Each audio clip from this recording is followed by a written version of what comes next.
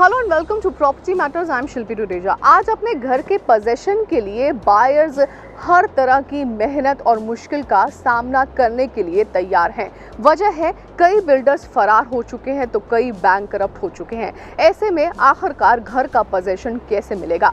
Buyers के पास दो रास्ते हैं, या तो वो रेरा कोर्ट जाए या फिर NCLT का दरवाजा खटखटाए।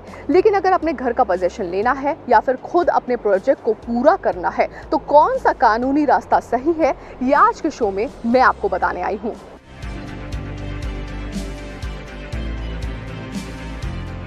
देश भर में अधूरे पड़े प्रोजेक्ट्स की कहानी आज भी लोगों के दर्द को बयां करती है। अगर NCR की बात करें तो ज्यादातर प्रोजेक्ट्स से 70 से 90% बनकर रुक गए हैं और बिल्डर के गायब हो जाने या काम ना करने से वो प्रोजेक्ट लंबे समय से अटके हुए हैं। कुछ ऐसे भी प्रोजेक्ट्स हैं जिनमें फाउंडेशन तक नहीं डली है। अब होम बायर्स या तो रेरा में कंप्लेंट करें या NCLT का दरवाजा खटखटाएं। रेरा अथॉरिटी खरीदारों को खुद आगे बढ़कर अपने आशियाने को पूरा करने के फॉर्मूले पर काम करने लगी है। NCLT में तो इंसॉल्वेंसी प्रोफेशनल के हाथ में चीजें आती हैं और प्रोजेक्ट से पूरा किया जाता है। आज ये समझते हैं कि रेरा कोर्ट में जाने पर बायर्स के पास क्या पावर्स आती हैं और NCLT या कोर्ट तक जाने से बायर्स को कैसे पोजीशन मिल पाता है। आजकल कोई प्रोजेक्ट इसलिए रुका पड़ा है या स्ट्रक है बिकॉज उसके पैसे को कहीं और डाइवर्ट किया गया है। This is I am seeing majority of the cases, I am not talking about 100%। जी, इसलिए रिवाइवल के चांस बहुत अच्छे हैं। बायर से भी खुद कंसिडर करना चाहिए, कोई दिक्कत नहीं आएगी, लेकिन यूनिटी बहुत जरूरी है, वो नहीं होती बायर से। नोएडा के सेक्टर 143 में incomplete project festival city phase 1 को पूरा करने का मौका होम बायर्स को दिया गया है। सबसे पहले समझते हैं कि इसकी वर्किंग कैसे होती है। UP-RERA की तरह कोई भी अथॉरिटी सबसे पहले किसी भी बिल्डर पर प्रोजेक्ट को पूरा करने का दबाव डालती है, लेकिन प्रोजेक्ट कंप्लीशन में दिक्कत आए तो रजिस्ट्रेशन कैंसिल करने के लिए नोटिस रेरा अथॉरिटी की तरफ से दिए जाते हैं। रेरा अथॉरिटी बिल्डर और उसके प्रोजेक्ट को डिफॉल्टर की लिस्ट में डाल देती है। इसे बकायदा वेबसाइट पर डाला जाता है। फेस्टिवल सिटी फेज 1 में भी पोजीशन के लिए बायर्स करीब 2 साल से प्रोटेस्ट कर रहे थे। फेस्टिवल सिटी के फेज 1 में करीब 700 कमर्शियल बायर्स हैं। प्रोजेक्ट में अभी भी काम पूरा नहीं हुआ है और 70 से 90% तक पैसा लोगों ने जमा कर दिया है। UP-RERA में बिल्डर ने जानकारी दी कि वो प्रोजेक्ट को पूरा नहीं कर पाएगा। इसके बाद प्रोजेक्ट का रजिस्ट्रेशन कैंसिल कर दिया गया। बिल्डर 60 दिनों के अंदर इस पर ऑब्जेक्शन कर सकता था, लेकिन ऐसा हुआ नहीं। करीब 374 करोड़ रुपीस की इस परियोजना में बायर्स ने बुकिंग 2012 में करनी शुरू की थी। 2016 में पोजीशन इसका मिल जाना था। रेरा ने अपनी जांच में पाया कि बिल्डर ने बायर्स के पैसे को दूसरे प्रोजेक्ट में लगा दिया है। इस बिल्डर के प्रोजेक्ट में फेज 2 और फेज 3 की हालत भी कुछ इसी तरह है। रजिस्ट्रेशन कैंसिल होने के बाद रेरा में सबसे पहले बायर्स एसोसिएशन को इस प्रोजेक्ट को पूरा करने का मौका दिया गया।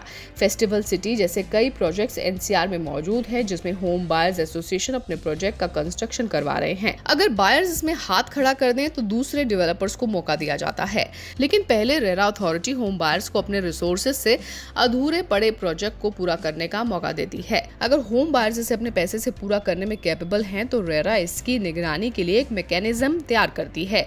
घर खरीदारों के लिए इतना बड़ा प्रोजेक्ट पूरा करना आसान नहीं होता है। ऐसे में फंडिंग की दिक्कत और दूसरे इतने सारे खरीदार के साथ कोऑर्डिनेट करने का काम भी बढ़ जाता है। रेरा के मुताबिक 60% होम बायर्स की रजामंदी लाने का भी क्लॉज है। फिर कंस्ट्रक्शन से जुड़ी दिक्कतें भी आती हैं। अब आपको समझाते हैं कि बायर्स को ये फैसला कब लेना चाहिए। खुद प्रोजेक्ट पूरा करने का फैसला तभी लेना चाहिए जब इसका 85 to 90% काम पूरा हो चुका हो, या फिर सिर्फ एक टावर या एक फेज को पूरा करना हो। इसके अलावा प्रोजेक्ट का कैश फ्लो पॉजिटिव है या नहीं, ये देखना भी जरूरी है। प्रोजेक्ट के फाइनेंशियल हेल्थ के बारे में भी पता करना चाहिए। ज्यादातर प्रोजेक्ट्स फंड की कमी से ही रुकते हैं। सिर्फ छोटे प्रोजेक्ट यानी 200 यूनिट वाले प्रोजेक्ट को खुद ही पूरा करने का फैसला करना चाहिए। कोई भी डिस्प्यूटेड प्रोजेक्ट अगर अधूरा छूटा हो तो उसे खुद पूरा करने का फैसला करने से बचना चाहिए। घर खरीदारों की ओर से खुद प्रोजेक्ट पूरा करने का फैसला इस पर निर्भर करता है कि प्रोजेक्ट किस हालात में है। अब समझते हैं कि होम बायर्स प्रोजेक्ट पूरा नहीं कर पाए तो ऐसे में क्या होगा। अगर घर खरीदार बचे हुए प्रोजेक्ट को पूरा करने में कैपेबल नहीं है तो इसे पूरा करने की जिम्मेदारी रेरा अथॉरिटी पर आती है। कुछ और प्रोजेक्ट्स जो हैं वो पाइपलाइन में है और हम लोग उनको डी रजिस्टर करने की सोच रहे हैं और in fact 3-4 projects already D register हो चुके हैं। अब उसमें हम लोग एडवर्टाइजमेंट वगैरह इशू कर रहे हैं ताकि जो बायर एसोसिएशन है वो अपना इंटरेस्ट शो कर सके और उनके प्रपोजल को हम कंसिडर कर सकें। तो यदि जैसे ये मिस्ट एवेन्यू का है फेस्टिवल सिटी का, इसमें भी यही हुआ है कि हमने डी रजिस्टर करके अब हम लोग एडवर्टाइज करने जा रहे हैं ताकि जो वहाँ के बायर एसोसिएशन है वो अपना क्लेम इस प्रोजेक्ट को कंप्लीट करने के लिए जो है वो प्रस्तुत कर सकें। घर के पोजेशन के लिए जब रेरा में सॉल्यूशन नहीं मिलता है तो होम बायर्स एनसीएलटी पहुंच जाते हैं, लेकिन बिल्डर के खिलाफ इंसॉल्वेंसी एंड बैंक करप्सी कोड के तहत अब कार्रवाई इतनी आसान नहीं रही है। सरकार ने आईबीसी के तहत कई तरह के बदलाव कर डाले। होम बायर्स को अब बिल्डर के खिलाफ अगर एनसीएलटी का दरवाजा खटखटाना है तो कार्रवाई के लिए कम से कम 100 खरीदार या फिर उसी प्रोजेक्ट में से 10% खरीदारों को एक साथ लाना पड़ता है। एनसीआर में लोटस पनाश जैसे प्रोजेक्ट भी मौजूद हैं जो एनसीएलटी की तरफ से मिले फैसले के बाद प्रोजेक्ट आईआरपी के जरिए बनाए जा रहे हैं। लेकिन इसकी वर्किंग कैसी होती है, चलिए अब ये समझ लेते हैं। पहले इंडिविजुअल होम बायर्स भी एनसीएलटी जा सकते थे। इस कानून से क्या असर होगा, अब आपको ये समझाते हैं। मिसाल के तौर पर किसी भी प्रोजेक्ट में अगर बिल्डर ने कुल 1300 यूनिट्स लॉन्च की हैं और बिल्डर ने 400 यूनिट्स का पोजीशन घर खरीदारों को दे दिया है तो एनसीएलटी में शिकायतें करने के लिए 400 यूनिट में से 100 होम बायर्स या 10% की एसोसिएशन बना पाएंगे। इतना ही नहीं, कंप्लेनेंट एक ही प्रोजेक्ट के होने भी जरूरी हैं। इसके बाद कानून के तहत ही बायर्स की बिल्डर के खिलाफ इंसॉल्वेंसी एंड बैंक करप्सी कोड के तहत पिटीशन एडमिट हो पाएगी। दरअसल आईबीसी के सेक्शन 5(8) के हिसाब से home allottees financial creditor declare किए गए हैं, लेकिन अब अंडर सेक्शन 5(8) ऑफ आईबीसी जाने के लिए pre condition 100 minimum buyers of allottees लगा दी गई है। जून 2016 में नेशनल कंपनी लॉ ट्रिब्यूनल के आदेश के खिलाफ अपील की सुनवाई के लिए बनाया गया ट्रिब्यूनल है। सबसे पहले किसी भी कंपनी के दिवालिया होने पर मामला national company law tribunal NCLT के पास जाता है और इस प्रोसेस के दौरान आईआरपी अपॉइंट किया जाता है, जिसे जिम्मेदारी दी जाती है कि वो 180 डेज के अंदर कंपनी को रिवाइव करने का प्रयास करे। यदि कंपनी 180 डेज के अंदर रिवाइव हो जाती है तो फिर सामान्य कामकाज करने लगती है। यदि ऐसा नहीं होता है तो उसे दिवालिया मानकर आगे की कार्रवाई की जाती है।